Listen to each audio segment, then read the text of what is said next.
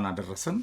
በዓል አሪፍ ነበር አድማጮች። በጣም ሬዲዮ ስርጭታችን ላይ ብንጠፋም በቻናሎቻችን ነበርን። ከፋሲካ ማግስት እንግዲህ ተገናኝተናል። በዓሉ ይቀጥላል እስከ ዳግማ ትንሣኤ። መልካም ፋሲካ፣ መልካም በዓል በያላችሁበት። ሰላም፣ ጤና፣ ፍቅር ለውድ ወገኖቻችን አድማጮቻችን እንመኛለን። ሮብለት የሪያል ማድሪድን ሬሞንታዳ አለመሳካት ተመለከትን። ሐሙስ ምሽት ማንቸስተር ዩናይትድ የሚታወቅበትን ፈርጊ ታይም ሲተገብር አየን። በጣም ለመሆን የማይታሰብ ነገር ግን በኦልድ ትራፎርድ ታሪክ የነበረ ከዚህ በፊት የተፈጸመ ማንቸስተር ዩናይትድ ምናልባት ባለፈውም ስናነሳው ነበር ኤፍሬም ከተመሰረተበት ኒውተን ሂት ተብሎ ከተመሰረተበት ጊዜ ጀምሮ መጥፎ ሲዝን ኦፊሻሊ 2024-25 የውድድር ዘመን መሆኑ ተረጋግጧል። 15ኛ ሽንፈቱን በወልቭስ ከመሸነፉ ማስቀድሞ እጅግ መጥፎ ሪከርዶችን የጻፈበት ሲዝን ይሄ መሆኑ ተረጋግጦ ነበር። ኦልድ ትራፎርድ ላይ ደጋፊዎቹ ታማኝ ደጋፊዎቹ የመጥፎ ሊመለከቱ ጥቂት ደቂቃዎች ብቻ ነበር የቀሩት። ነገር ግን ለዩናይትድ በተቻለ ሁኔታና ከዚህ በፊት በታሪክ አጋጣሚዎች ዩናይትድ ደጋግሞ ባደረጋቸው መንገድ ሬሞንታዳ ካምባክ አሳክቶ የአውሮፓ ቻምፒየንስ ሊግ ህልሙን አትርፏል። በዩሮፓ ሊግ መንገድ የአውሮፓ ቻምፒየንስ ሊግ ተሳትፎ ህልሙን ማትረፍ ችሏል። ይቀጥላል አይቀጥልም በቀጣይ ጨዋታዎች ላይ የምንመለከተው ይሆናል። ነገር ግን ያ ምሽት ድንቅ ነበር። 6-4 ማንቸስተር ዩናይትድ እየተመራ የሆነው ነገር ያንን በፕሮግራማችን ተመልክተናል። ትንሽ መንደርደሪያ እንስጥበት። አዎ በመግቢያችንም ፕሮግራማችን ላይም ያስቀደምነውም ለዛ ነው ፍቅር ማንቸስተር ዩናይትድ ይሄ የማንቸስተር ዩናይትድ ብቻ የሆነውን ነገር በሞደርን ፉትቦል የፈጸመበት ነው። ልክ ነው። ሮብለት በርናባው ላይ ከሱፐር ማይክ አርቴታ መድፉ ፊት ሬሞንታዳ ተጠብቆ ነበረ። ማድሪዲያን እና ኮከቦቻቸው ብዙ ፎክረው በጣም ከሜዳው ላይ ደግሞ ነጩን ፎጣ የጣሉበት ምሽት ነበር አይደለም። ሬሞንታዳ አርሰናል ለመቋቋም ጋላክቲኮቹ በፍጹም በሪያል ማድሪድ ከፍታ ደረጃ የአርሰናልን ጥንካሬ መፎካከር እንዳልቻሉ በደንብ የታየበት ያው ካርሊቶንም ሊበላ ከጫፍ ደርሷል። በሃይላይትም በደንብ ስትንደረደርበት ነበረ። ልክ ነው። ሐሙስ ዕለት ኦልድ ትራፎርድ ላይ ብዙ ላየው ብዙ አሸንፎ ብዙ ለወደቀው ከተራራው ጫፍ እስከ ቁልቁለቱ ለታዘበው የውጤት ኃያልነት አባቱ ሰር አሌክስ ፈርጉሰን አድባሩን ሲያጣ ደግሞ የድል ቁልፉ ለጠፋው ማንቸስተር ዩናይትድ መውረድ ብቻ በቀረው ሲዝን ብቸኛው ተስፋ ነው። ደጋግመን ሲዝኑን ለማዳን ስንል ነበረ። ዩናይትድ በነዛ ሽርፍራፊ ሰከንዶች የዩናይትድ የሆነውን ነገር ይሄ የኔቨር ሴይ ዳይ ስፕሪት ዲኤንኤው አሁንም ከፈርጊ ታይም ሬሞንታዳ ጋር የካምባክ ኪንግ መሆኑን በደንብ ተጫዋቾቹ አሳይተዋል። ያንን ሲያደርግ ዩናይትድ እንደ ቡድን በጣም የተዋቀረ በጣም የተደራጀ በአግባቡ የሚንቀሳቀስ ፎርም ያለው ቅርጽ ያለው ዶሚኔት አድርጎ የሚጫወት ሆኖ አይደለም። መንፈሱ ነው ያሸነፈው። የዩናይትድ መንፈስ አልሸነፍ ባይነት በዘመን ሂደት ቅብብል ውስጥ ሰር አሌክስ ፈርጉሰን የገነቡት የበላይነትና ለክለብ ባጅ የመዋደቅ ሜንታሊቲ ነው ያሸነፈው። በዛ ጨዋታ ላይ 2-2 ፈረንሳይ ላይ የነበረው ጨዋታ 2-0 ኦልድ ትራፎርድ ላይ ዩናይትድ መራ። መጀመሪያ ከኦናና ስተት ጋር ፈርስት ሌግ ላይ 2-2 የተለያየው ማን ዩናይትድ ጌሙን ተቆጣጠረ። 2-0 መራ ተባለ። ረፍት ወጣ። ሰከንድ አፍ ሊዮን ላካዜትን ከቀየረ በኋላ የቀድሞ መድፈኛን በጣም የተሻለ ተንቀሳቀሰ። 2 እኩል አደረገ። እንደገና በቀይ ካርድ ወጣበት። 90 ደቂቃ ተጠናቀቀ። ማንቸስተር የተጫዋች አድቫንቴጅ ይዞ 30 ደቂቃውን ዶሚኔት አድርጎ እንኳን ይጫወታል ሲባል ቡድኑ እልፍ ተነግረው ማያልቁ ክፍተቶችና በመጥፎ ሲዝን ማስታወሻ የቀረውን አንድ ዩሮፓ ሊግን አሸንፎ ጆዜ እንዳደረጉት በአቋራጭ የአውሮፓ ቻምፒየንስ ሊግ ቲኬትን ለመቁረጥ የተጫዋቾቹ ተጋርሎ በተለይ ብሩኖ ካዜሚሮ አይነት ተጫዋቾችና በዛ ምሽት ላይ የነበሩ ማጓየርን ጨምሮ ከኦናና እስከ ኮቺንግ ስታፉና ኦልድ ትራፎርድ እስከ 114ኛው ደቂቃ ድረስ ማንቸስተር ዩናይትድ ጭራሽ በ10 የሚጫወተው ሊዮን 4-2 መራ። በእርግጠኝነት በጣም በእርግጠኝነት ፍቅር ከ70% በላይ የማንቸስተር ዩናይትድ ደጋፊዎች በቴሌቪዥን መስኮቶች ላይ የሚያዩ ከዛም በላይ ሊሆን ይችላል ግምቴ ነው የቴሌቪዥን መስኮቶቻቸውን አጥፍተው ከክለባቸው የኃይል ዘመን ከፍታ ትውስታ ጋር ይሄ ቡድን እስከመቼ የምንነካው የሚለው አይነት ግምት ይኖራል። ያን ጨዋታ የሚጨርሱ ለኔ አይመስለኝም። በጣም ጥቂት ስራዎቻችን የሆኑ እንዲሁም ደግሞ በጣም በፓሽን የሚታወቁ ዩናይትድ ደጋፊዎች ጭምር ኢቭን ኦልድ ትራፎርድ የነበሩ ደጋፊዎች እየለቀቁ ነበር። 114ኛው ደቂቃ ላይ ዩናይትድ በብሩኖ ፔናልቲ ያገባ 4-2 ይመራ የነበረውን ጨዋታ 4-3 አረገ። በጣም ለመጫን ጥረት አደረገ። ወደ ፔናልቲ ለመሄድ ሌላ አንድ ጎል ያስፈልጋል። እስከ 120 ደቂቃ ድረስ ጎል የለም። 120ኛው ደቂቃ ላይ አሁንም ካዜሜሮ የጨዋታው በጣም ሞመንቱን ፈጣሪ ነበረ። ይህ ብራዚላዊ እግር ኳስ ሊተው ይገባል በካራገር የተባለለት ኮከብ አሁንም ለመፋለም በጣም ጥረት የሚያደርገው አለው ለማለት ጥረት የሚያደርገው ታጋይ ብራዚላዊ ነው። ከብሩኖ ቀጥሎ በዛ ጨዋታ አሻራ የሚጠቀሰው ነው። ከዛ ሃሪ ማጓየርና ማይኖን ጨምሮ አጠቃላይ ዩናይትድ የድል መንፈስ 120ኛው ደቂቃ ላይ ማይኖ ጎል አስቆጠረ። ሊዮን ከመረቡ አውጥቶ መሃል ሜዳ ያስቀመጠው ኳስ ተመልሶ መጥቶ ጎል ሆነ። ይህንን ማንቸስተር ዩናይትድ ብቻ ነው የሚያደርገው። በቲኤንቲ ኮሜንታተር ላይ በተለይ በተንታኝነት ሪዮ ፈርዲናንድን ጨምሮ በጣም ይሄ አይ ላቭ ሚራክል ይላል። ማንቸስተር ዩናይትድ ከተአምሩ ጋር የአንድ ሳንቲም ሁለት ገጽታ ነው። ክለቡ ወደቀ እንጂ የዚህ የድል መንፈስ አድባሩና መንፈሱ በደንብ እንዳለ ከፍ ያለ አእምሮ ጥንካሬና ይሄ ፊረስት በቃ የመጨረሻዎቹ ደቂቃዎች ላይ ከተጋጣሚ ፊት ማንቸስተር ዩናይትድ ሞቶም ይሄ የቆሰለው ቀያይ ሰይጣን መቃብሩን ፈንቅሎ መውጣት እንደሚችል ያሳየበት እግር ኳስ ምን አይነት ስፖርት ነው የተባለበት ሞመንትን አይተናል። ሮብ ያጣነውን ሬሞንታዳ ዩናይትድ ገልብጦ ኦልድ ትራፎርድ ወስዶታል። እንደጠቀስከው ግን ከሁለት ቀናት በኋላ ማንቸስተር ዩናይትድ በፕሪሚየር ሊጉ ጨዋታ መልኩ ምን እንደሆነ የዝቅታ መልኩን አይተናልና በደንብ የምናነሳው ጉዳይ ሳይሆን ፍቅር ለኔ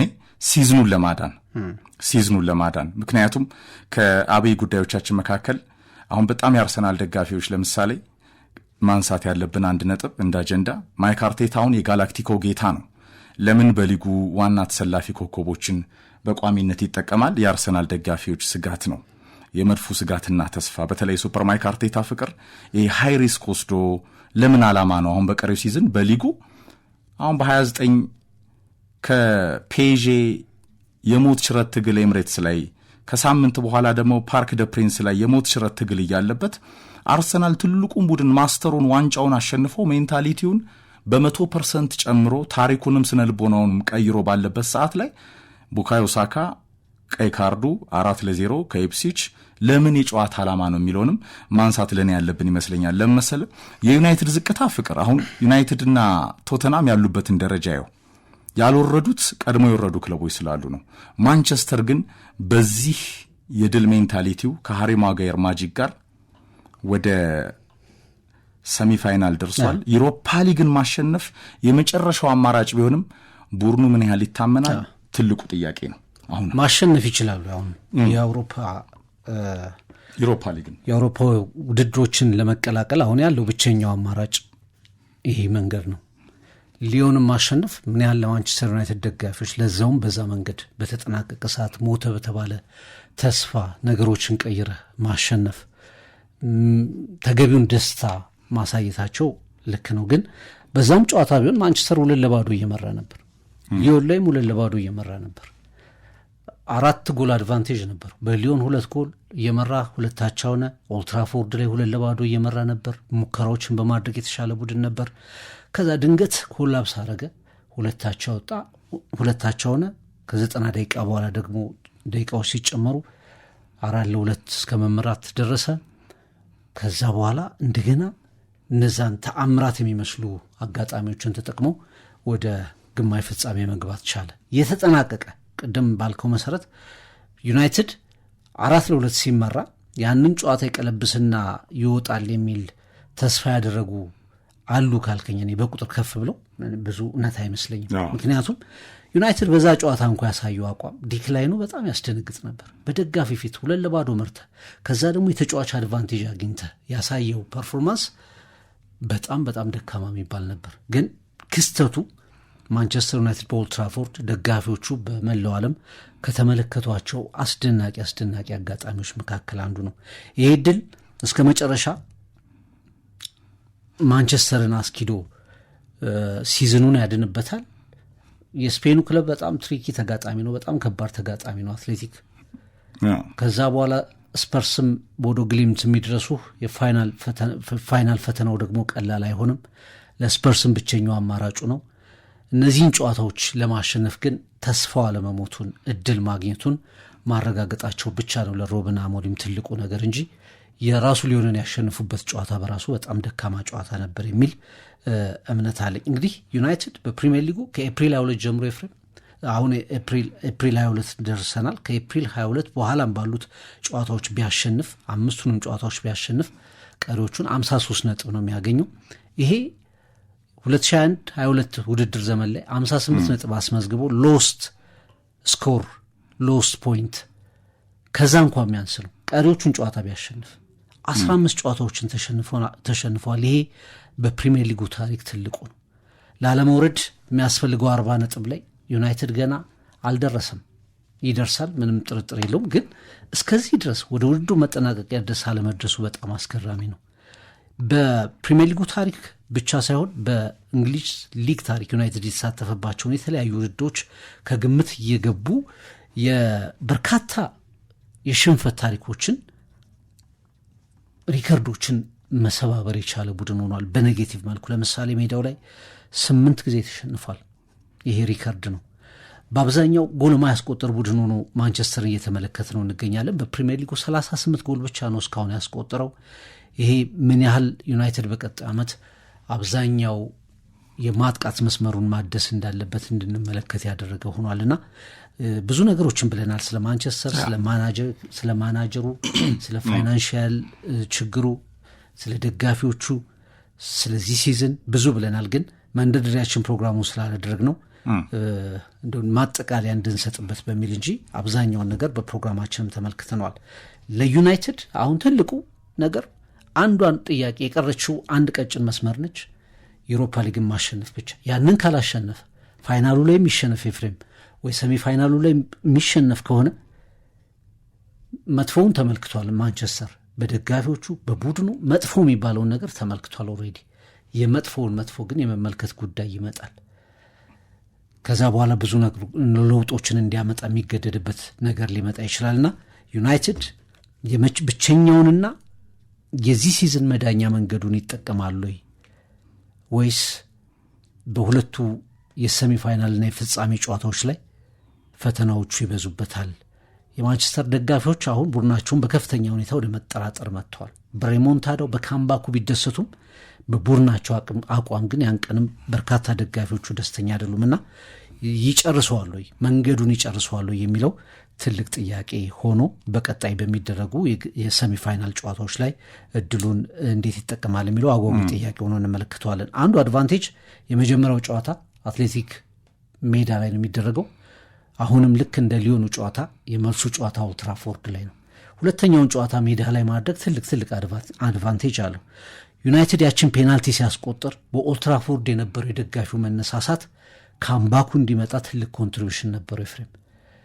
ስለዚህ ሁለተኛው ጨዋታ ኦልድ ትራፎርድ ላይ መሆኑ ማንቸስተር እንደ ሌላ አድቫንቴጅ ልትቆጥርለት ትችላለህ። ቡድኑ ግን በግርግር የሚጫወት ቡድን ሆኖ ነው የተመለከትነው በአብዛኛው። ምንም ይሄ ደጋግመን ከዩናይትድ አምና በደንብ የዘራውን ዘንድሮ እያጨደ ያለ ክለብ ነው ፍቅር።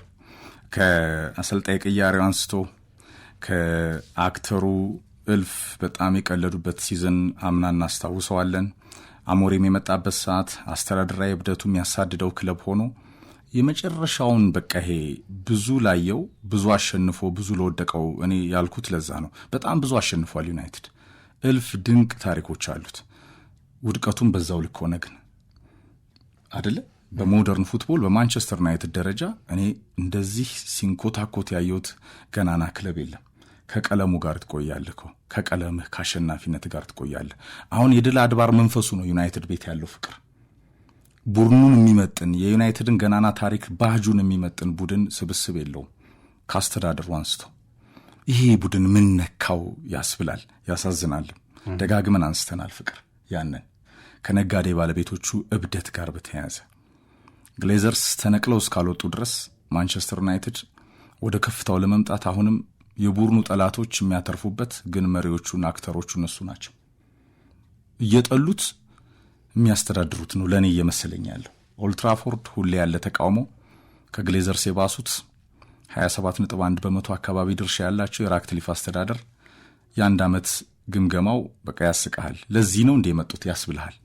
በዚህ ሂደት ውስጥ ራሱ ዩናይትድ አሁን በገበያው አሁን ማቲያስ ኩናን ይህን ብራዚላዊ ከወልቭስ ለማስኮብለል ከጫፍ ደርሷል። ኢሜጅ አለው፣ ታላቅነት አለው፣ ኮከቦችን ማሳመን ይችላል፣ ገናና ነው፣ አሸናፊ ነው። ሮብ ምሽትን አስረሳ እኮ ዩናይትድ ሐሙስ ተጫውቶ ትልቅ ክለብ ስለሆነ ሄድላይን ሆነ እኮ የጋዜጦች የፊት ገጽ አድማቂ የሆነ ሬሞንታዳ ምን እንደሆነ አሳየ። በ6 ደቂቃ 3 ጎል የሚያስቆጥረው ማንቸስተር ዩናይትድ እና ማንቸስተር ዩናይትድ ብቻ ነው። የማንቸስተር ዩናይትድ የሆነውን ነገር ነው ዩናይትድ ብልጭ አድርጎ ያሳየን። ግን አትሌቲኮ ቢልባኦ የኤሮፓ ሊግ ዓላማው ሲዝኑን ለማዳን በገበያው የበለጠ ለመሳተፍ ቻምፒየንስ ሊግ የዩናይትድ ከፍታ ሚስጥር የሆነው ቦታና እዛ ከፍታ ቦታ ላይ ዩናይትድ በአቋራጭ ለመግባት ይሄ የትንፍጪው ዱቄቱን አንጩ እንደሚባለው የሩበን አሞሪም ቲም ይህን ማሰልጣኝ ፍቅር በኬሬሩ በጣም እየተፈተነ ይገኛል። በስልጠና ኬሬሩ ገበያው ላይ ተሳትፎ ቡድኑንም ቅርጽ ለማስያዝ 180 ደቂቃው ሰሚፋይናል ላይ ከቢልባኦ እስከ ኦልድ ትራፎርድ ልክ ነህ። ሰከንድ ሌግ ኦልድ ትራፎርድ መሆኗንም ማንቸስተር ዩናይትድ ለማዋከብ ይመቸዋል። ለምሳሌ ማድሪድ በአርሰናል ሚዛን ሳይሆን ሜዳ ላይ ማለት ነው። አርቴታ በኳስ እናወራለን፣ አሁንም ኤምሬትስ ላይ በእግር ኳስ አውርተናል፣ ሜዳው ላይ አሁንም እናወራለን ብሎ በርናባው ላይም በደንብ ተናገረ፣ አወራ። ማድሪድ ግን በድል መንፈስ አድባርነቱ ይሄ የቻምፒየንስ ሊግ ማስተሩ ክለብ ስለሆነ በዛ ለማሸነፍ እላፊ ሚዲያውን ተጠቀመ። ሬሞንታዳ ይፈጸማል በሚል አወሩ። ሜዳ ላይ ግን ዴሊቨር አላደረጉም። አሁን ዩናይትድ አላወራም። የደጋፊው ተጽዕኖ፣ የውስን ተጫዋቾቹ አልሸነፍ ባይነትና ተጋርሎ ያንን አዲስ ታሪክ በእግር ኳስ አይተናል። ግን በየትኛውም መንገድ ዩናይትድ ፍቅር የዘንድሮ የኤሮፓ ሊግ ፋይናል ራሱ ቢልባኦ ሜዳ ነው የሚከናወነው። ቢልባኦን ጥሎ አትሌቲክን ጥሎ ማለት ነው ከኖርዌይ ቡዶ ጌልሚት ወይም ደግሞ ከቶተናምም ተገናኘ። ይህንን ዋንጫ ማሸነፍ ሁለቱ ክለቦች ከሰሜን ለንደንና ከላንክሻየር ማንቸስተር ከተማ ስፐርስና ዩናይትድ ያሉበት ደረጃ በፕሪሚየር ሊግ ያስቃል። ያልወረዱት ቀድሞ የወረዱ ክለቦች ስላሉ ነው። ልክ አሁን ሌስተርን ስታይ ፍቅር ሌስተር ህይወት እንደ ሌስተር ነው አይደል? ማለት መውረድ አለ፣ መውጣት አለ፣ ማሸነፍ አለ፣ መውደቅ አለ፣ እንደገና መነሳት አለ፣ አሁንም ደግሞ መውረድ አለ። የህይወት መልክ ይመስላል። የማንቸስተር ዩናይትድ ገጽ ግን የኃይል ሚዛንና ታላቅነት ግን በየትኛውም የሞደርን ፉትቦል ክለብ ውስጥ በዩናይትድ ልክ ከፍ ብሎ በሱ ልክ ሚዛኑ ቴብሉ ላይ የሚቀመጡ ክለቦች የውጤት ቀውስ አጋጥሟቸው ያውቃል እንጂ በዚህ ልክ ተንኮታኩቶ አያውቁም። ፍቅር ከ50 ዓመት በፊት ዩናይትድ 1974 ወርዷል። ዘንድሮ ያልወረደው ምስጋና ለሳውዛምፕተን፣ ሌስተርና ኢፕስዊች ታውን ነው። በቅርብ ጊዜ ታሪክ ኤፍሬም እንደዚህ አይነት ላለመውረድ የተደረገው ደካማ ሆኖ ጨዋታ ደካማ ሆኖ ተራርቀው እናቅማ እስከ መጨረሻው ቢያንስ አንድ ወይ ሁለት ቡድን የመጨረሻ ሳምንት ላይ ወይ 2 ሳምንት ወይ 1 ሳምንት ሲቀር እጣፈንታቸው ሲለይ ነው የምናውቀው ፕሪሚየር ሊጉ ላይ። አሁን ግን ከመጡበት ሰዓት ጀምሮ ኦልሞስት ፕሪሚየር ሊጉ 20ኛው ሳምንት ከተጠናቀቀ በኋላ ያለመውረድ ጉዳዩ በሚታይ ደረጃ ሶስቱን ክለቦች የመጡትን ክለቦች ለይቶ ያሳይ ነበር። ስለዚህ ወደ ፕሪሚየር ሊግ ስትመጣ አንዳንዴ ዝም ብለህ በአድቬንቸር ኢፕስዊች እንዳደረገው፣ ሌስተር እንዳደረገው፣ አንዳንዴ ሳውዛምፕተንም እንደሚያደርገው በቃ ጥሩ ጨዋታ ብቻ ተጫወተ። የተወሰኑ ጨዋታዎች ላይ እኮ የማስጨብጨብ ነገሮችን ተመልክተን ነበር። እነዚህ ክለቦች ላይ ተጠንቅቀ መጫወት እንዳለብህ የሚያሳይ ነው። አለዛ በመጣህበት እንደምትሸኝ ለመምጣት ደግሞ ምን ያህል ከባድ። እንደውም ሌስተር ቀሎታል። በ3 ዓመት 2 ወረደ አይደል? 2 ጊዜ መጣ፣ 2 ወረደ። ግን ብዙ ክለቦች አሉ ፕሪሚየር ሊጉ መምጣት አቅቷቸው። አሁን ፎረስት ለመምጣት ኦልሞስት ሊረሳ እኮ የተቃረበ ቡድን ነበር ኖቲንግሃም። በስንት ትግል ሄደው የቀሩ ክለቦች እኮ አሉ። መውረድ ቀላል ነው፣ ብላክበርን መውረድ ቀላል ነው፣ መውጣት ነው ከባድ። መመለስ በጣም ከባድ ነው፣ ዳገቱ ነው። ቶሎ ቶሎ የምታያቸው አሉ አንዳንድ ክለቦች እንደ ሊድስ ለምሳሌ፣ ሼፊልድ ይህ ይወርዱና ቶሎ ደግሞ ተመልሰው እንመለከታቸዋለን። ሳውዛምፕተን፣ ኢፕስዊች፣ ሌስተር ሲቲ መጀመሪያውኑ አይደንቲፋይድ ሆነው ነበር። ከፕሪሚየር ሊጉ የሚወርዱ ይመስሉ ነበር። ያ እየተረጋገጠ በርንሌና ሊድስ ደግሞ መጥተዋል። አሁን በርንሌ ሊድስ እያረጋገጡ ሊድስ ይቀለዋል። በቃ ቶሎ ይመለሳል፣ ቶሎ ይሄዳል በአጭር ጊዜ ውስጥ። ቤልሳ ይዘውት የነበሩትን ቡድን እናስታውሳለን ምን ያህል ጥሩ ቡድን እንደነበር። ግን ለመቆየት እንደማን ልበል በቃ መጥቶ በጣም የቆየ ፕሪሚየር ሊግ ላይ ማን ነው? ለምሳሌ በርንሞዝን ተመልከተ። መሀል ላይ ነው። አይቸገርም። ወልቭስን ተመልከተው። በቃ ስትራቴጂያቸው ጥሩ የሆኑ ቡድኖች አሉ፣ መጥተው ፕሪሚየር ሊጉን የለመዱ የቀሩ በቃ መውረድ ስጋታቸው ያልሆኑ ቡድኖች አሉ። አንዳንድ ቡድኖች ግን በመጡበት ዓመት ላይ የሆነ ከታች ይዘውት የመጡትን ነገሮችን አቅልሎ የመመልከት ነገር ይከውኑና በፍጥነት ወደ ፕሪሚየር ሊጉ ተመልሰው ይሄዳሉ። ያጣፈንታ ከደረሳቸው ቡድኖች መካከል አንዱ ሆኗል። ሌስተር በተለይ 2016 ላይ ፕሪሚየር ሊግ ሻምፒዮን እኮ ነው። በ10 ዓመት ውስጥ ምን ያህል እየተቸገረ ያለ ቡድን እንደሆነ እንደገና እንድንመለከት አድርጓል። ዋናው መንደርደሪያችን ምንድን ነው?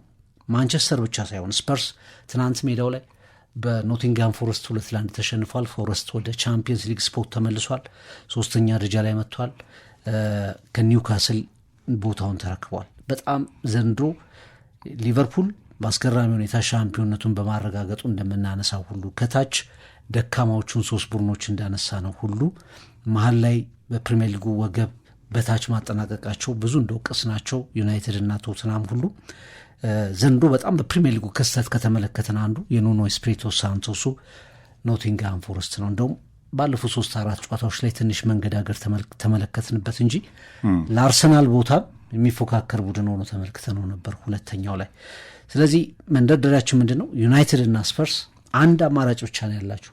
2 ቡድኖች ናቸው በፕሪሚየር ሊጉ ቶፕ 6 ያሉ። አንደኛው የበለጠ የሚሞትበት፣ አንደኛው ግን የሚድንበት እድል አለው። ለ4 ክለቦች ያለው ውድድር ነው። ለእንግሊዝ ደግሞ ለሁለቱ ጃይንቶች ማምለጫው ዩሮፓ ሊግ ነው። ፋይናሉ እኮ ቢልባኦ ከቡዶ ጊልሚትም ሊሆን ይችላል። አሁን ሁለቱንም ቡድኖች የምታምናቸው ዩናይትድና ስፐርስን ማመን አይቻልም። ሁለቱንም ቡድኖች አታምናቸው። አይንትራ ፍራንክፈርት ከስፐርስ ጋር የነበረው ጨዋታ ምን ያህል አስጨናቂ እንደነበር ታየዋለህ። ጸሎትና ሬሞንታዳ ብቻ ነው የሚያስፈልገው ለዩናይትድ። ለማንኛውም ብዙ እንልበታለን። ውድድሩ ሲቃረብ፣ ሰሚ ፋይናሉ ሲቃረብ ብዙ እንልበታለን። ፕሮግራሙ በጥሩ ሁኔታ ከድባቡ ጀምሮ ኮሜንታተሮቹ በተአምራት እናምናለን እያሉ ነው። ሃሪ ማጓየር ጎሉን ያስቆጠረው። ስለ ማጓየር አንድ ነገር ግን ማለት አለብን። አንዳንዴ በጣም እንደ ማጓየር በፕሪሚየር ሊግ የተተቸ ተጫዋች የለም። ኤፍሬም አድማስ ተሻግሮ በአፍሪካ የደካማ ፓርላመንታሪያንስ ወይም ደግሞ የደካማ መሪዎች ማንጸሪያ ተደርጎ የተቆጠረ ተጫዋች ነው። የኢኮኖሚ ማንጸሪያ ጋና ፓርላማ ላይ እንዴት እንደተገለጸ የምናስታውሰው ነው። በእንግሊዝ ሚዲያዎች እንደሱ የተብጠለጠለ የለም። ጋሬት ሳውዝጌት ወጥቶ እንዴት በዚህ ልክ ተጫዋችን የሚሰብር አስተያየት ትሰጣላችሁ እስከ ማለት ደርሶ ነበር። ሌላው ቀርቶ የወለዱት እናቱ ተማጽኖ አሰምተው ነበር። በጣም የበዛ ነገር ነው ስለሱ የሚቀርበው ትችት ብለው ነበር። አሁን ማጓየርን በዚህ ደረጃ ስትመለከተው አንዳንዴ ጎል ማስቆጠር ያለማስቆጠሩ ጉዳይ አይደለም። ኤፍሬም ማጓየር ፐርፎርም የሚያደርግበትን መንገድ ስትመለከት ብዙ ይሻላሉ ተብለው ከመጡ ተጫዋቾች አገግሞ ዩናይትዶች ባክ ፎሩ ላይ ከጀርባ ባለው እንቅስቃሴ ላይ እንዲጎዳ ማይፈልጉት ተጫዋች ሆኖ እየተመለከተ ነው እንገኛለን። ከዛ ውጭ ደግሞ በእንዲህ አይነት ምሽቶች ላይ አዳኝ ሆኖ ተመልክተነዋልና ማጓየር በራሱ ያለመሰበር ይሄ ትችቶች ሊመጡብህ ይችላሉ፣ አቋምህ ሊወርድ ይችላል፣ ግን የምትነሳ መሆን መቻል አለብህ። እግር ኳስ ላይ ትችቶች ይሰነዘሩብሃል። በቅርቡ ታስታውሳለህ አይደል? ስለ እግር ኳስ ተጫዋቾቻችን አንዳንድ ነገሮች ክርክሮች ተነስተው ብዙ የተቀጣጠለ እሱን ለማንሳት ብዙ ወደ መድረኩ ላመጣው አይደለም፣ ግን አንዲት ቃል ብሔራዊ ቡድኑ ለዛውም ስፔሲፊክ ተጫዋቾች ሳይነሱ ብሔራዊ ቡድኑ ላይ የተነሳውን ነገር ታስታውሳለህ። በኋላ ደግሞ የብሔራዊ ቡድኑ አምበል አስቻለው ላይ የተነሳውን ነገር ታያለህ። ትችቶቹ ተገቢ ናቸው እያልኩ አይደለም ኤፍሬም፣ የምስሎቹ የተነገሩት ከዛ በኋላ የመጡት ነገሮች ተገቢ ናቸው እያልኩ አይደለም፣ ግን በእንዲህ አይነት መጋለጥ ውስጥ በእንዲህ አይነት ትችቶች ውስጥ ተጫዋቾች ሊኖራቸው የሚገባውን ስነ ልቦና ግን ያሳየ ኮከብ ነው። የትኛውም ዓለም ላይ ለሚኖሩ ተጫዋቾች በምሳሌነት የመራ ተጫዋች ነውና እኔ በግሌ ላሬሞንታዳውን ወይም ደግሞ ካምባኩን ሲያሳካ ጎሉን ያስቆጠረው ሃሪ ማጓየር በመሆኑ ብቻ ነው ደስ ብሎኛል። በጣም ጠንካራ ስብዕና ያለው ተጫዋች መሆኑን እንደገና ያሳየበት ምሽት ነበር። ከሰራህ ከጸናህ ጆሮን ከደፈንክ ለትችቶች እሱን የቀደምከኛዋል ካልሰማህ ጥንካሬ ካለህ ቀለምህን ከጠበቅ በሂደቶች ውስጥ አንተ ብቻ በዛ ሀዲዱ ላይ በጣም በገነባው ሀዲዱ ላይ ከቆየህ ከጸናህ ፈጣሪም ደግሞ ይከተልሃል። እንደዚህ አይነት አዋርዶችን ታገኛለህ። የጠንክሮ መስራት ውጤት፣ በመውደቅ ውስጥ መነሳት እንዳለ ማሳያ፣ ሳትወድቅ እንደወደክ ራሱ አሁን በጣም በዚህ የሶሻል ሚዲያው ዓለም ላይ ከፍ ያለ ይሄ ትኩረትህ እንዲዛነፍ በብዙ አይነት ጽንፎች ላይ ራሱ ከተለያዩ እሳቤዎች ራሱ ሊሆን ይችላል። እሱን ራሱ ዳር አሲዘህ አንተ ትራኩ ላይ ከቆየህ አሸናፊ እንደምትሆን ማሳያ ነው። ሃሪ ማጓየር ያንን ነው ያደረገው። እንግሊዞች በደንብ እሱም ከትኩረቱ ተዛንፎ ሜዳ ላይ በጣም ባስቂኝ ሁኔታ ሲጫወት 85 ሚሊዮን ፓውንድ ወጥቶበት በጣም ባስቂኝ ሁኔታ አንዳንዴ ፎከስ ካላደረክ ፊት ለፊት ተጫዋቹ ኖሮ ለማስታወቂያው ቦርድ ታቀብላለህ። ማጓየር ይህንን አድርጓል። ራሱ ላይ ሲያገባችሁ ለሜዳው ማስታወቂያ ቦርድ በዛ ሌቭል በዛ እንዴት ያስብልሃል እኮ። ይሄ አሁን ኦናና ላይ ያለ ችግር ነው። ከተመላለስክ ለማስታወቂያው ቦርድ አይደለም ራስ ላይ ማግባት አይደለም ሌላም ነገር ትሆናለህ። ማጓየር በዛ ጽንፍ ውስጥ አልፏል፣ በፈተና ውስጥ አልፏል። እንደገና ፕሩፍ ሲያደርግ ደግሞና ጥረትህ ነው። ለምሳሌ ያ ኳስ ካዜሚሮ ሲያሻማ ማጓየር የያዘበት ቦታ ፍላጎት ሴንተር አፍ ነው የሚጫወተው። ኦፍ ኮርስ ታክቲካሊ አሞሪም በእያንዳንዱ ሞመንት ኳስ እንዲጣል ነው በቃ ጥረት ያደረገው በዛ ሰዓት ላይ ወደ ሊዮን ሜዳ ወደ ጎል አቅጣጫው። ሌላ አማራጭ የለም። ረጅም ነው፣ ፊዚካሊ ፊት ነው። ሎንግ ቦሎችን የማውረድ የመስጠት በደረቱ የመግጨት አቅም አለው። ስለዚህ እንደ አጥቂ ነው የተጫወተው። በሆኑ ሞመንቶች ላይ እንደ አጥቂ ተጫውቷል በነዛ ሽርፍራፊ ሰከንዶች። ይሄው ላይ ማጓየር ጥረት ነው። አዋርዱም ይመጣል። ዩናይትድ ዩሮፓ ሊግ በልቶ ሲዝኑን ካዳንም ሞመንቱን የፈጠረው ማጓየር ነው። ማይኑ አለ፣ አቀባዩ ካዜሚሮ አለ፣ ራሱ ብሩኖ ዩናይትድ አለ። የቡድኑ ሁሉ ነገር ሞተሩ ማለት ነው። በዚህ ሂደት ውስጥ ራሱ ማንቸስተር ዩናይትድ ፍቅር ሃሪ ማጓየር ስቶሪ ሲሆን ታሪክ ሲሆን ለካ በዝቅ ባለበት ሰዓትም ሜንታሊቲውን ጠብቆ ራሱን ጠብቆ ልምምዱ ላይ በጣም ጠንክሮ በዩናይትድ ተገፍቶ ራሱ ቆይቶ ኦቨርቤንች መሆን ወንበር አማቂ መሆን በሚዲያው ምትተች መሸጥ ዌስትሃም ደርሶ የተመለሰ እኮ ነው።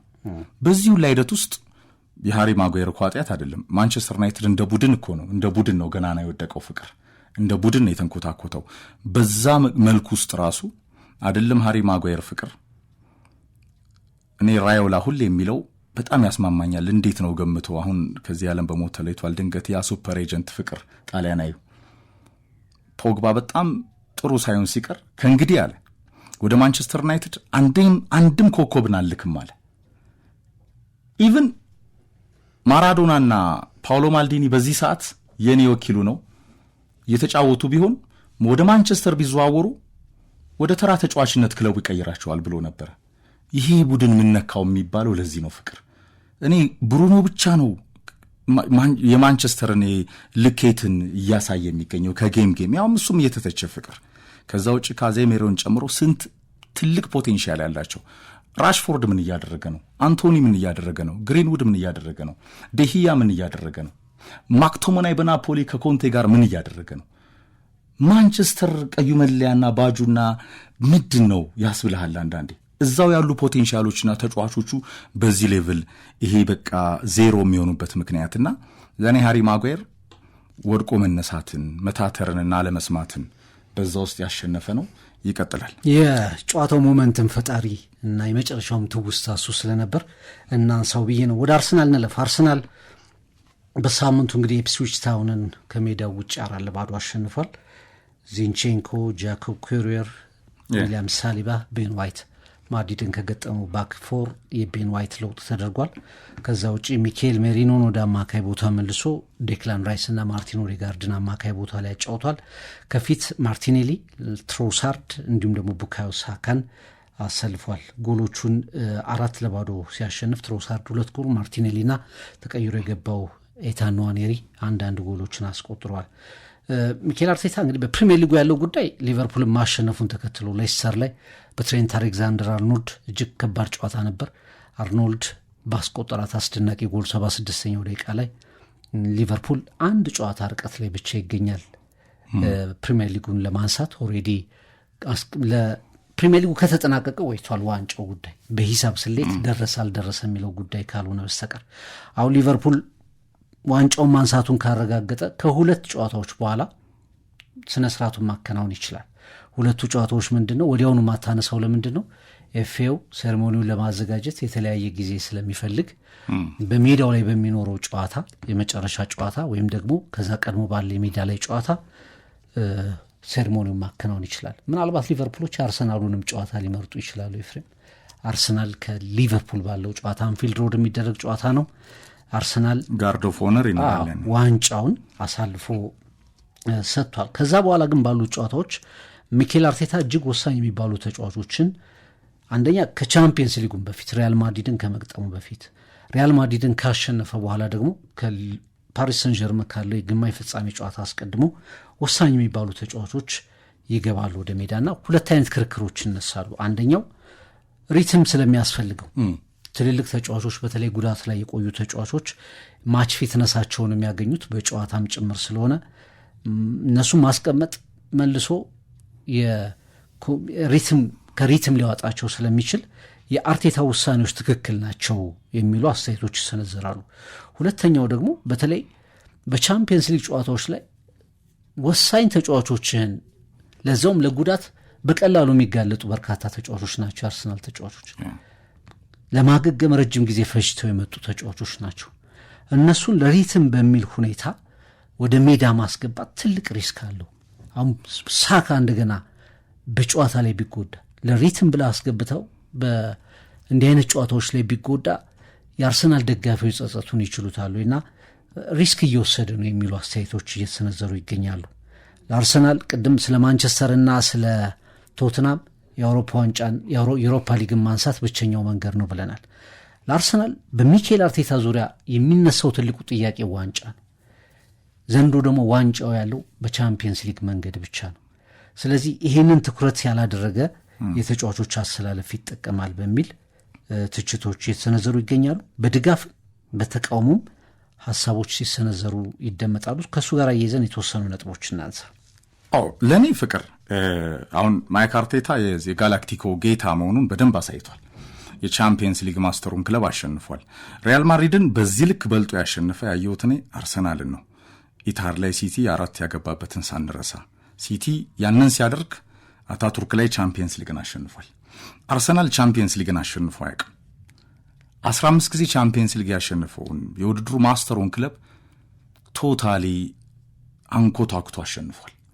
ከዚህ በኋላ የአርሰናል ታርጌትና ፎከስ መሆን ያለበት በሲዝኑ ፔዤ ከዛም በኋላ ወይ ባርሴሎና አሊያም ኢንተር ሚላን ነው። ኢንተር ሚላን በሴሪያው በካልቾ ኢታሊያ ከናፖሊ በጣም ከባድ ትንቅንቅ አንገት ለአንገት ስላለበት ቤስት 11ን ቢጠቀም ዋና ዋና ኮከቦችን ቢጠቀም ሊገርማ አይገባም። አርሰናል ሊቨርፑልን እየተከተለ አይደለም። አርሰናል ባለፉት 2 ዓመታት የፕሪሚየር ሊጉን ዋንጫ ጆሮ ይዞ የለቀቀው ክለብ የመጨረሻው የሲቲ ፐርፌክሽን ነው እንጂ ዲዘርቭ የሚያደርገው ቡድን ነበር። ዘንድሮ ጉዳት የወሳኝ ተጫዋቾቹ ጉዳትና የቡድኑ ዴብዝ የጠበበ መሆኑ የተጫዋቾች አማራጭ አለመያዙ ፈትኖታል። ሊቨርፑልን አሳዶ መያዝ እንደማይችልም አርቴታም ይገባዋል። ሊቨርፑል የሚሆነውን መጠበቅ ብቻ ካልሆነ በስተቀር ከሪያል ማድሪዱ ከኤምሬትስ እስከ በርናባው የመድፉ ተአምር ማግስት ግን አርሰናል ትልቁ ታርጌት ዛሬ ኤፕሪል 22 ነው። ከ6-7 ቀናት በኋላ ቀጣይ ሳምንት በ29 የመጀመሪያው ጌም ይከናወናል። ኤምሬትስ ላይ ፍቅር ፔዤ ነው ተጋጣሚው። ፓሪስ ሴን ጀርሜን ከሉዊስ ኤንሪኬ ጋር የፈረንሳይ ሊግ ዋንን አሸንፎ ዓላማውን የጨረሰ ታርጌት አድርጎ የሚዘጋጅ ክለብ ነው። በዚህ ሂደት ላይ ከበርናባው ተአምር መልስ ከ3 ቀናት ካልሞላ ጊዜ መልስ በመሃል ሜዳ ላይ ኦዴጋርድ፣ ራይስ እና ሜሬ ነው ከፊት በዚህ በ4-3 የአርቴታ የተለመደ አሰላለፍ ሳካ፣ ትሮሳድ እና ጋብሪኤል ማርቲኔሊን ኦኬ ትሮሳድ ይሁን ከኋላ ዋይት ይሁን እሺ ሳሊባ፣ ኩዌር እና ዜንቼንኮቭ እና ዋይት ይሁኑ። ግብ ጠባቂው ሬያን ጨምሮ ሳሊባ፣ ኩዌር ምክንያቱም ኩዌር ማጋሊሽ የለም መስዋዕትነቱን ያውቀዋል አርቴታ። በዛው ጨዋታ ላይ ቡካዮ ሳካ የገጠመውን ነገር ተመልከት። አውቶማቲክ ቀይ ካርድ ነበር ያ ጥፋት። ተጫዋቹ ከነህመሙ ተጫውቷል። ከወጣም በኋላ እንዴት በበረዶ የነበረውን ሂደት ተርፏል። ግን ከዚህ የጌም ቴምፖ ለመጠበቅ ከበርናባው 3 ቀን መልስ ነው እንዴ ከኢፕስዊች ጨዋታውን 90 ደቂቃውን ውጤቱን እንደምትፈልገው ነው ወይስ ቀጣዩ ጌም ላይ አሁን ለምሳሌ ከኤምሬትሱ የፔዤ ጌም በፊት ያለውን የፕሪሚየር ሊግ ጨዋታ ላይ የቲም ስፕሪት የጨዋታ ቴምፖ ለመጠበቅ ውህደት ለማምጣት በፕሮሰሱ ለማለፍ ታክቲካሊም በደንብ ያላቸውን የፊትነስ ሌቭልና ደረጃ ለመለየት ታሰልፋለ እንጂ አርሰናል ሁለተኝነቱን እንኳን አያጣም። ፍቅር ያለበት ፔስ ጥሩ ነው። ከኒውካስል፣ ቪላ፣ ቼልሲ፣ ሲቲ እና ፎረስት ጋር ተፎካክሮ ተስፈንጥሮ እኮ ወደ 6ኛ የሚመጣው ክለብ አይደለም። 5 ተፈቅዷል። ኦልሬዲ ኮንፊርምድ ነው የአርሰናል ቻምፒየንስ ሊግ ስፖርቱ። ሁለተኛ መውጣት አያሸልምም። ቻምፒየንስ ሊግ ማሸነፍ ግን ማድሪድን ስላሸነፈ ሜንታሊቲውን እስከ መጨረሻው ስነ ልቦናውን በታሪኩም ሂደቱን ስለቀየረ አርሰናል ይህ ሲዝን ሊያመልጡ አይገባም። አሁን እንደ ቡካዮ ሳካ አይነት ተጫዋች ከ90 ቀናት ረፍት በኋላ ፍቅር ምን አይነት ፐርፎርማንስ ነው ያሳየው? የራስ መተማመኑ፣ ቴክኒኩ ከቡድኑ ቴምፖ ጋር በጣም ራሱን የጠበቀ ወደ ፊትነስ ሌቭሉ የተመለሰ ሪያል ማድሪድ ከኤምሬትስ እስከ በርናባው 0 ለመሆኑ ዋናው ተዋናይ ነበረ። እንዲህ አይነት ተጫዋቾችን ፍቅር እንደ ራይስ አይነት ተጫዋቾችን ምክንያቱም እግር ኳስ የንክኪ ስፖርት ነው። ቆመህም እኮ ትጎዳለህ አይደለም እየተንቀሳቀስክ። የፕሪሚየር ሊግ የፊትነስ ሌቭልና ደረጃ ደግሞ ኢፕስዊች ስለወረደ ተጠንቅቆ አይጫወትልም። የአይነት ፕሮፌሽናሊዝም አይደለም ያለው። ከፍ ባለ የፊትነስ ሌቭል ባለ ፉክክር ላይ ሳካ የገጠመውንና የኢፕስዊቹ ተጫዋች አውቶማቲክ ቀይ ካርድን ስታይ ሳካ ተመልሶ ለ3 ወራት እኮ የሚቀጥለው ለፕሪሲዝን ነው እንደ አርቴታ እየተጫወተ ያለው ቡድኑ ለማዋሃድ ይመስላል እኮ። ሲቲ ለምሳሌ ጃንዋሪ ላይ በርካታ ተጫዋቾችን ገዛና ፕሪሲዝኑንም ጀምሯል። አሁን ቻምፒየንስ ሊግም ለመግባት ጋርዲዮላ ላይ ያየ ነው። ምክንያቱም ለዋንጫ አይደለም አሁን የሚጫወተው። አርሰናል ግን ከፕሪሚየር ሊጉን በላይ ፍቅር በታሪኩ ምክንያቱም ፕሪሚየር ሊጉን 22 ዓመት ሆኖታል ከበላ ግን ያውቀዋል። ቻምፒየንስ ሊጉን ግን አይቶት አያውቅም። የተሻለው ተገማሽ ክለብ አርሰናል ነው አሁን ከፔዥም ከኢንተር ሚላንም ከባርሴሎናም ቢኮዝ ኦፍ ሪያል ማድሪድን ምን እንዳደረገው ስለታየና የውድድሩ ትልቁን ቡድን ስታሸንፍ ማድሪድን ካሸነፍክ ቻምፒየንስ ሊግን እንደምትበላ ሲቲ ያሳይቶናል። እና ለኔ በጣም የአርቴታ ሃይ ሪስክና አንተ ሁል ጊዜ የምትለው አንዳንዴ ይህ አሰልጣኝ በዚህ ከፍታ ደረጃ ለሆኑ እንደገና የቡድኑም ተቃራኒ ይመስላል እንዲያስብልሃል። አንዳንድ ውሳኔዎች በጣም አደገኛ ናቸው። ግን ያው መጀመሪያ ትዝ ይላል ያ ፕሬስ ኮንፈረንስ፣ እኔ የተገረምኩበትን ፕሬስ ኮንፈረንስ ነው። በጣም በብስጭት ነው። ሊቨርፑል ዋንጫውን ኦልሞስት ወስዶታል ብሎ ሲጠይቀው ዋንጫውን ቢወስዶ ኖሮ ነገ ወደ ሜዳ አልመጣም ነበር። እንደ አሰልጣኝ እንደዚህ አይነት ሜንታሊቲ ታሳያለት። መናገርም ያለብህ እንደዛ ነው። ግን ደግሞ ማትክዳቸው ነገሮች አሉ። በሚታይ ሁኔታ የነጥብ ብልጫዎቹ፣ የተጫዋቾቹ ጉዳት፣ ልትደርስባቸው ማትችላቸው ነገሮች። ሊቨርፑልም እያሸነፈ የሚሄድ ቡድን ነው። ዋንጫውን ይፈልገዋል። አንተም እያሸነፍክ ትሄዳለህ። በመሀል ግን በነበሩ ጨዋታዎች፣ በጥቃቅን ጨዋታዎች አርሰናል ዘንዶ ባቻ የጣላቸው በጣም ያስቆጩ በርካታ ጨዋታዎች አሉ። እነሱ ሰፊ ጋፕ ፈጥሩ 13-14 የሚቀሩ ጌሞችን ካልኩሌት ስታደርጋቸው እንደማይደረስ ስታውቅ እንደ አሰልጣኝ ልትል የሚገባው ነገር እንዳለ ሆኖ ለሁሉም ጨዋታ እኩል ትኩረት፣ ሲሪየስ የሆነ ነገር መስጠት፣ ሁሉንም ጨዋታ ማሸነፍ የምትላቸው ነገሮች አሰልጣኞች ሊከተሏቸው ከዚህ ከፌር ፕሌይ ጋር ሁሉም ጨዋታ ሲሪየስ ነው መሆን ያለበት። በሁሉም ጨዋታ ነጥብ ማግኘት መቻል አለብህ የምትላቸው ነገሮች እንዳሉ ሆነው ግን ፕራዮሪታይዝ የምታደርጋቸው የምታስቀድማቸው ነገሮች መኖር አለባቸው። የተጫዋቾች ጉዳይ ሊሆን ይችላል።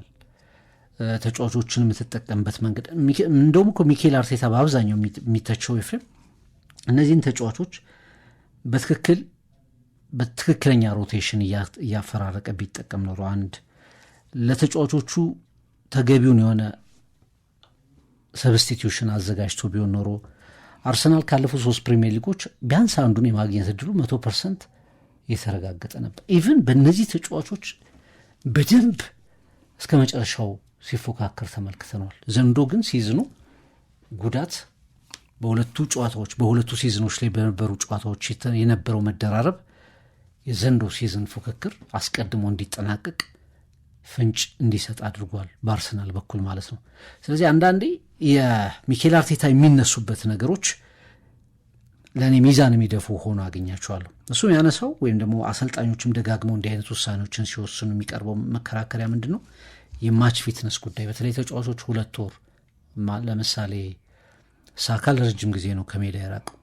ማርቲኔሊ ለረጅም ጊዜ ነው የራቀው፣ እንደገና ሊርቅ ነበር። ስለዚህ የቱ ነው ኮንሲስተንት ማች ፊትነስ የሚያገኘው ሲሰለፍ ነው የሚል አርጉመንት አለው። ከቡድኑ ጋር ውህደቱ የበለጠ የሚመጣው ተጨማሪ ጨዋታ እድሎችን ሲያገኝ ነው የሚል ነገር አለው። ግን የማይድንበት ጊዜ ነው ያለው። ጉዳት ቢያጋጥመው ሪከቨር አድርጎ ከአንድ ሳምንት በኋላ ቻምፒየንስ ሊግ ላይ አይደርስልም። እንትኑ ቢቀር ይሻላል፣ ሪትሙ ውህደቱ ቢቀር ይሻላል። ለምሳሌ ሳካ ኤምሬትስ ላይ ማን ኦፍ ዘማች መወዳደር የሚችልበትን ፐርፎርማንስ ነው ያሳየው። ሪትሙ መጥቶ ነው የተሰለፈው። እሱን ልነግርህ እኮ ዘሎ ነው። ከዛ ጨዋታ በፊት አንድ ፕሪሚየር ሊግ ጨዋታ ተቀይሮ ገብቶ ነው የገባው። ሁለቱ ራይስ ያስገኛቸው የመታቸው ጎሎች ያስቆጠራቸው ጎሎች የቅጣት ምቱ መነሻ ሳካ ነው።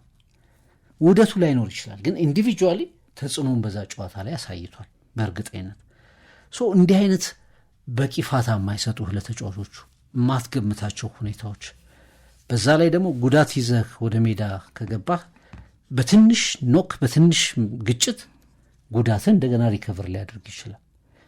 ይሄ ተደጋጋሚ አርሰናል ተጫዋቾች ታሪክ ነው። ግን አሁንም አርቴታ አንደኛ ግምታዊ ፖይንቱ ምንድን ነው? ይሄ ውህደቱ በተደጋጋሚ ለማምጣት ወሳኝ ኮከቦቹን አብሮ እያሰለፈ ነው የሚለው ነው። ሁለተኛው ፕሬስ ኮንፈረንስ ላይ እየተናገረው እስካላለቀ ድረስ አላለቀም የሚለው አስተያየቱ እስካላለቀ ድረስ ሊቨርፑል ዋንጫውን አንስቷል የሚለው ነገር በሂሳብ ስሌት እስካልተረጋገጠ ድረስ አላለቀም የሚለው ነው። ስለዚህ ለጎል ይጫወታል፣ ለጎል ዲፍረንስ ይጫወታል፣ ለመጨረሻው ዋንጫ ይጫወታል ማለት ነው ብለህ እንድታስብ ያደርጋል። እንግዲህ የአርሰናል ደጋፊዎች በአብዛኛው የዘንድሮ ፕሪሚየር ሊግ መጠናቀቁን ያወቁት አስቀድመው ይመስለኛል። ሊቨርፑል በተለይ ከቻምፒየንስ ሊግ እና ከሊግ ካፑ ከኒውካስል ዋንጫ ሲወጣ የሊቨርፑል ብቸኛው ፎከስ ይሄ ነው። ሜዳው ላይ ነው ብዙ ጨዋታዎችን የሚያደርገው። ከአርሰናል ሪላቲቭሊ ቀለል ያለ ታስክ ነው ያለው። አርሰናል ቻምፒየንስ ሊግም ስለሚጫወት በጉዳትም ቀለል ያለ የጉዳት ታሪክ ነው ያለው። ስለዚህ ሰፊ የነጥብ ጋፑን ድሮፕ ያደርጋል የምትልበት ግምት በጣም ጠባብ ነው። ኦልሞስት የለም በምትለው ደረጃ ነው። ግን ሚኬል አርቴታ ፕሬስ ኮንፈረንስ ላይ ያንን ስለተናገረ ያንን የማረጋገጥ ጉዳይ። ሶስተኛው ምናልባት ይሄ ለደጋፊዎቹ ነው የሚሆነው። ኤፍሬም አንዳንዴ ትኬት ቆርጦ ደጋፊዎች ሁሌ ኮከቦችን ማየት ሊፈልጉ ይችላሉ። ገብቷል። በየጨዋታው ሳካን ብታየው ደስ ሊል ይችላል። አሁን ግን ያርሰናል ደጋፊ ነው ቡድን ሲያሸንፍ ልታይ ሃይ ሪስኩ ነው የምትጠብቀው። በቃ ይሄንን ከግምት አስገብቶ ያንን አድርጎታሉ ብለህ እንድትገምትም ትሆናለህ። ግን እውነተኛ ምክንያቱን የሚያውቀው አሰልጣኝ ሆኖ ሚኬል አርቴታ ሆኖ እውነተኛውን ያሰለፈበት ምክንያት እሱ የሚያውቀው ሆኖ ግን ለብዙዎቹ የአርሰናል ተመልካቾች ተጫዋቾቻቸው በትንሽ ንክኪ መሬት ላይ ሲወድቁ የሚሰማቸው ስሜት ጥሩ እንዳልነበረ መረዳት ትችላለህ። ቶማስ ፓርቴ ለምሳሌ በፔዥው ጨዋታ የመጀመሪያው ጌም ላይ አይኖርም። በርናባው ላይ ከሩዲገር በፈጠረው የራሱ ብደት ምክንያት አይደለ? ፓርቴ በኢፕስዊች ጨዋታ አልነበረም፣ እረፍት ቤንች ነበር፣ ሰብስቲቲዩሽን ላይ ነበር። ኢቭን ቶማስ ፓርቴ በዛ ጌም ላይ ኦቨር ቤንች ነው የነበረው። ፍቅር አልተጎዳም አይደል? ዴክላን ራይስ በሁለቱ 90 ደቂቃዎች ምን ያህል እንደደከመ አስበው። ስለ ጌም ቴምፖ ውህደት ካሰብክ እኮ ቀጣዩ ሳምንት አለ አይደል? አሁን የቅዳሜና የእሁዱ ሳምንት አለ። ከዛ ፔዥን ከማግኘት በፊት የመጨረሻው 90 ደቂቃን ትጠብቃለህና ለእኔ ሃይ ሪስክ ነው። ከዛ ውጭ ግን ቡድኑ ሲያሸንፍም ሲሸነፍም አድናቆቱም ከፍታውም ትችቱም ሁሉን ነገር ኃላፊነቱ አርቴታ ጋር ነው። በጣም ጎበዝ አሰልጣኝ በደንብ በጋለ ፉክክር ከፍ ካለ ሜንታሊቲ ጋር ሞደርን ፉትቦል ላይ የአርሰናልን መነቃቃት ከመድፉ ይሄ ገኒንግ ፎር ግሬትነስ ዲኤንኤውን ጭምር የመድፉን ዲኤንኤ ከኖርዝ ለንደን ፎሬቨር የመለሰ ነው። ይህ አሰልጣኝ አርሰናል ተጠግቷል ወደ ትልቁ ዋንጫ፣ ወደ አውሮፓ ቻምፒየንስ ሊግ ማንም ወደሚቀናበት። አርሰናል 2006 ላይ ፋይናል ደርሶ ከዛ በኋላ እንዲህ አይነት እድል ለማግኘት ስንት አመን የጠበቀው። ከማድሪድ ውጪ በዚህ ውድድር ላይ ፍቅር እንደ ልብ በየአመቱ ሰሚፋይናል፣ ኳርተር ፋይናል፣ ፋይናል አደርስም። በከፍተኛ በጀት ሰፊ ዴብዝ ያለው ስኳድ ይዘህ እንኳን እየሰራህ ፈተና ነው። ከሪያል ማድሪድ ውጪ ውድድር ላይ ንግስናውን ደጋግሞ ያሳየ ክለብ የለም። አርሰናል ተመልሶ ፋይናል ለመድረስ አሁንም ከፊት ለፊቱ ፔዥ ያለው ፍቅር ለዛ ጌምና ሲዝን ፎከስ የምታደርግበት ትልቁ ዋንጫ የመድፉ ደጋፊዎች ከማይክ አርቴታ ፕሮጀክቱ በጣም አድጎ ከዛ በዋንጫ የማያጠናቀቅ ሁሌ ሁለተኝነትን የለመደ ስለመሰላቸው እኮ ተቃውሞም ነበረ እኮ። እሱን ሁላ ነው የቀየረው በ180 ደቂቃ ውስጥ ትልቁን ሪያል ማድሪድ አሸንፎ። ስለዚህ ለእኔ ዋናው አንተ አትጫወትም፣ ሞተሮቹ ተጫዋቾቹ ናቸው። ታክቲክን የጌም ስትራቴጂን የምትገነባው እዛ ላይ ነው። እያንዳንዱ የአርሰናል ተጫዋች በሲዝኑ ስንት ጌም አደረገ? አምና ካቻምና ያ ሁላ የውድድር መደራረብ አማራጭ ስለሌለው ተጫዋቾቹን ከሱፐር ኦዴጋርድ አንስቶ ቡካዮ ሳካ ዋና ተጫዋቾችን በመጨረሻ ካይ ሃቨርትዝ ማጋሊሽ እስከ ሲዝኑ ፍጻሜ እንደማይሰለፉ ተረጋግጠው እንዲህ አይነት የጉዳት ልምድና ስቶሪን ካባው ያደረገ መድፈኛ ትልቁ ጌም ከፊት ለፊት እየጠበቀህ መልሶ ሳካን ለማጣት ምልክቱን አሳይተውታል ኢፕሲቾች። ዋይናት ራይስ፣ ዋይናት ሳሊባ አማራጭ ካለ እኮ አሁን ሳሊባ ቢጎዳ ምንድን ነው የምትሆነው? ራይስ ቢጎዳ ምንድን ነው የምትሆነው? ፓርቴ በማበዱ ቢጫ በማየቱ ገና ሌላ የጌም ስትራቴጂና ዝግጁነት ይፈልጋል።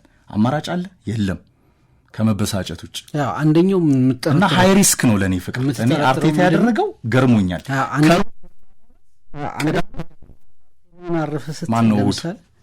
ፓርቴ ለምን አረፈ ስትል አሁን ፓርቴ እያለ ነው በብዙ ጨዋታዎች እየተከናወኑ ያሉት። 6 ቁጥር ፓርቴ ሲሆን አርሰናል መልኩን ይቀይራል። ሌሎች ተጫዋቾች በምቾት መጫወታቸውን ይጨምራሉ። ከቤርናባው እስከ ኤምሬትስ፣ ከኤምሬትስ እስከ ቤርናባው ቶማስ ፓርቴ አንደኛው የማድሪድ የመበለጡ ምክንያት ነበር። አሁን የፊታችን ማክሰኞ አርሰናል ኤምሬትስ ላይ ፓሪስን ሲገጥም ሚድፊልዱ ላይ ቶማስ ፓርቴ አይኖርም። ያንን ፍንጭ የሰጠ አሰላለፍ ነው ብለህ ትገምታለህ። ሙከራም ሊሆን ይችላል እኮ ሙከራ ነው። ሜሪኖ ግን ሪስክ አለው ፍቅር። ዴክላን ራይስ፣ ማርቲን ኦዴጋርድ። ሜሪኖን ካልመለስከው እንትና ጆርጊኒዮ ተጎድቷል፣ ጉዳት ላይ ነው፣ አይደርስም። እሱም ግን በእንዲህ አይነት ጨዋታ ላይ ነው የተጎዳው። ጆርጊኒዮ የለም። ስለዚህ ያንን ሚድፊልድ የመሞከርም ጉዳይ ሊሆን ይችላል። ዝም ብሎ ድንገት በዛ ጨዋታ ላይ እንዳይገኝ የመሞከር ጉዳይ ሊሆን ይችላል። ሚድፊልዱ ላይ ያንን ጀስቲፋይ አድርግ። ግን እንደ ሳካ አይነት ተጫዋቾች ከጉዳት የመጣ ማርቲኔሊ አይነት ተጫዋቾች ማርቲኔሊ በነገር ላይ ከኤቨርተኑ የፕሪሚየር ሊግ ጨዋታ ጀምሮ የተለየ ማርቲኔሊ ነው እየተመለከትን ያለ ነው። ያ አባካኝ ያ ሲወቀስ የነበረው ማርቲኔሊ እንደው ግራ መስመሩ የለም የምትለው ማርቲኔሊ ማድሪድ ጠንካራ ጎኑን እንዳይጠቀም በሁለቱ ጨዋታዎች ላይ በማድረግ የተሳካ ነገር አድርጓል። የማሸነፊያ ጎል አስቆጥሯል። ለነሱ ትንሽ ረፍት የምትሰጥበት አጋጣሚ ሊኖር የሚችልበት አጋጣሚ ግን ነበር። ግን ሚድፊልዱንም በፓሪስ ሰን ዠርመን ጨዋታ ላይ ሊኖር የሚችለውን ሚድፊልድ ፍንጭ የሰጠበት ይመስላል። ሜሪኖ፣ ዴክላን ራይስ፣ ኦዴጋርድ፣ ማርቲን ኦዴጋርድ መሀል ሜዳው ላይ ልክ መሀል ሜዳ ሊሆን ይችላል። በቃ እሺ፣ አንድ ነገር ያስማማን። መሀል ሜዳው ላይ ያንን ቤተ ሙከራ ታከናውናለ፣ ምክንያቱም ፓርቴ ስለሌለ። ከኋላ ግን ሳሊባን ብታሳርፈው የበለጠ ሪስክ አትወስድም። ትክክል። ባክፎሩ ላይ አይደል ልክ ዜንቼንኮቭን እንዳሰለፍከው ስኬሊንም እንዳሰለፍከው ሪያ ለምን ታሰልፈዋለሽ? ምንድን ነው የምትሞክረው? ኤታን ነዋኔሪን ሳካ ቦታ ብታደረገውስ? ምክንያቱም የውድድሩ ዋናውን ኮከብን የአርሰናል ከፍታ ቀለም በቻምፒየንስ ሊግ ቀለምና ከፍታ ደረጃ የሚገኘው ሱፐርስታር ማንንም አርሰናል ማሸነፍ እንደሚችል በርናባው ላይ ሜዳው ላይ ሲናገር ተዋናዩ ቡካዮ ሳካ ነበር። ፍቅር ከፔናልቲ ፓኔካ ሙከራው ካምባክ ራሱ ሲነሳ ማርቲኔሊ የተቀየረው ተጫዋች ሆናል። ለምንድነው ሃይ ሪስክ የምትወስደው? ስለዚህ አርሰናል በዚህ አይነት ሂደት ውስጥ አርቴታኔ ያ እንደ መጨረሻ ሊቨርፑል 3 ነጥብ ነው ይቀርዋል ካረጋገጠም በኋላ ለፓርክ ደ ፕሪንሱ መልስም ቤስት 11ን ሊጠቀም ይችላል አርሰናል። ትሪቡን ነበር ፕሮግራሙ። በቀጣዮቹ ደቂቃዎች የዝግጅቶቻችን አጋሮች የማስታወቂያዎችን መልእክት እንሰማለን። የዛሬ ሳምንት አርሰናል ከፓሪስ ሰን ዠርመን በኤምሬትስ፣ ረቡዕ ደግሞ እንደዚሁ ባርሰሎና ከኢንተር ሚላን በካምፕ ናው የአውሮፓ ቻምፒየንስ ሊግ የግማሽ ፍጻሜ ጨዋታዎች ይመለሳሉ።